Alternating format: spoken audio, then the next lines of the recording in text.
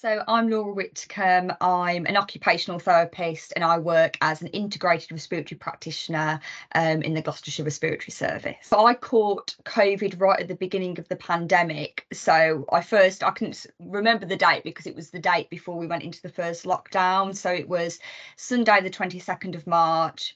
And my friend that I was living with at the time, still works in the hospital, and she had come home on the Friday before with a cough and a temperature, and I caught it a few days afterwards, unfortunately. Sort of first infection, sort of fatigue, very sort of flu-like feeling.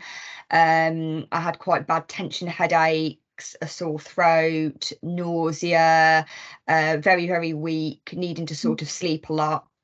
And I had a couple of weeks off work, obviously because we'd gone into lockdown anyway. It's not like we were seeing patients, but I sort of had this experience of a week in sort of thinking that I was starting to get a bit better, and then a couple of days later was completely floored and felt even worse than I did at the beginning of when I was infected.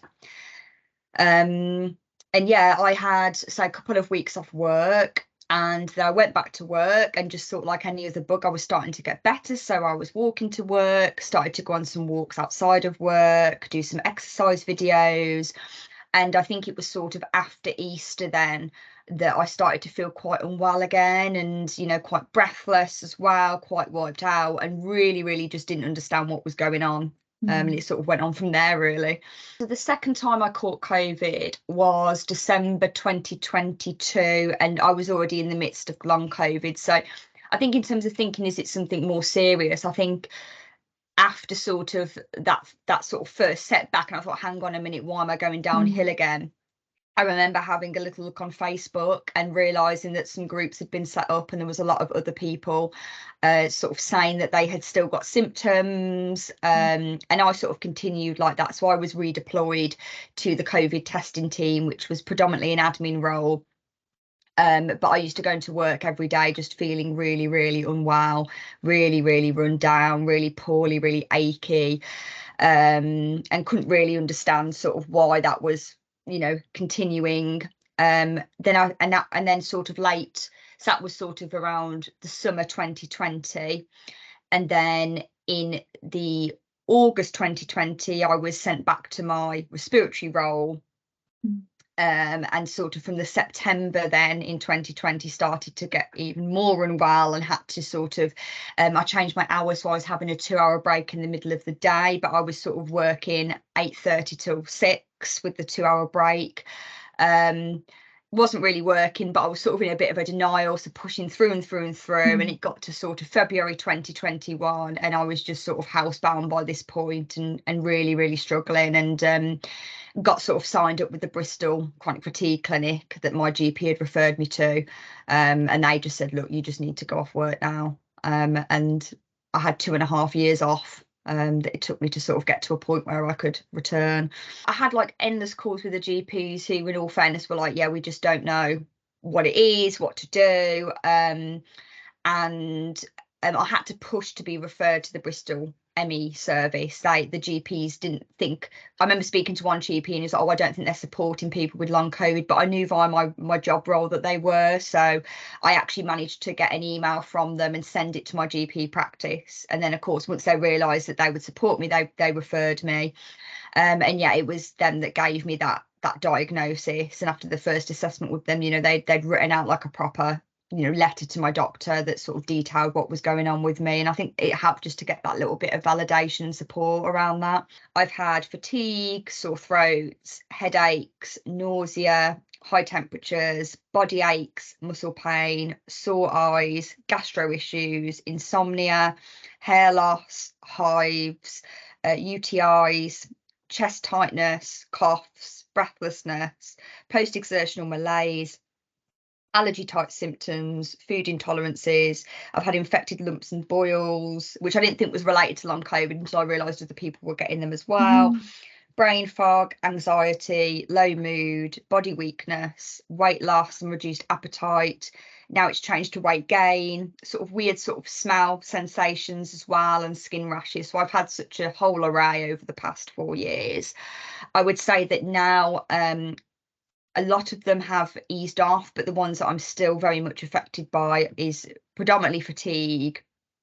I do get sore throat and headaches, and I do sometimes get a high temperature, nausea, and body aches, post-exertional malaise, and sometimes some variable difficulties with sleeping, and they're sort of my remaining ones, really. Yeah, I mean, it's quite variable. I mean, I am very grateful to have recovered to the level that I have now, to go from sort of being, you know, like housebound, bedbound, to, you know, now sort of having more of a normal life. I am grateful for that. And there's some days where I don't feel too bad. But day to day, you know, it can be very difficult because everything just feels like an effort. You know, even things that should be nice, you know, like meeting up with a friend or doing something fun, it can feel very effortful. I get very fatigued, and that's sort of not just physically but sort of mentally. Sometimes I get to a point where I'm just sort of too tired to even want to speak, and I just feel like I can't take in any more sort of information at that point. Obviously I have to have sort of like rest breaks where I can, and sort of like day to day as well, you know, like if I'm not working, you know, I may just literally need like a day on the sofa where, you know, the only thing that I do that day basically is have a shower and get washed and dressed, and then I'm sort of, you know, just having to rest. And sometimes cancel things as well. You know, there'll be things that I've booked in, both sort of work and personal life, that, you know, I'll get to the day and I'm just too sort of poorly to do it. So yeah, it has like a huge impact, and I think it's quite easy for people to think that because I sort of look like myself and sound like myself, they just think that you're okay and just getting on with life normally, whereas, you know, there's still, you know, things that, you know, I can't do. You know, for example, I can't exercise, which I used to really like doing, and, you know, I'm always having to sort of take things like day by day, really, because you just never know when you're going to feel, you know, wiped out again. Obviously pacing is sort of one, and sort of learning to sort of know your body and what sort of things will set you back, so to try and sort of plan out my week a little bit better, you know, even in my work diary sort of look, and it's quite easy to tell, think, oh, okay, I've booked in a bit too much here, you know, how can I, you know, can I move this to somewhere else, can I do this a little bit differently, you know, can I spend less time doing this. And also things like really just making sure I get the time to rest, even if that's literally just sort of lying down with no stimulation, or you know, sort of doing like a relaxation or meditation. I try and make that, like, I try and do at least a couple of like relaxation sessions a day, just to try and keep my energy levels topped up. Yeah, I mean, it's a hard one. I think it depends sort of when I'm asked this, because there's sometimes that I don't feel too bad about it. I would say that, you know, it's definitely taught me, before I even got COVID, I was very much sort of burning myself out and doing too much. So it has sort of really sort of made me realise that, and taught me, you know, it's really important to actually prioritise and look after your own health, which I don't think I'd done before. And it also allowed me to address perhaps some of the underlying issues I had sort of with like anxiety that I may have never addressed. I would say the new me I find quite frustrating at times. Like over the past sort of few weeks, my partner and I have had to move out of our flat. We're waiting for our house sale to go through. And, you know, it's sort of been frustrating not being able to help as much, you know, having to go and lie down when other people are, you know, unpacking or doing things around sort of, we're staying with his parents sort of around the house.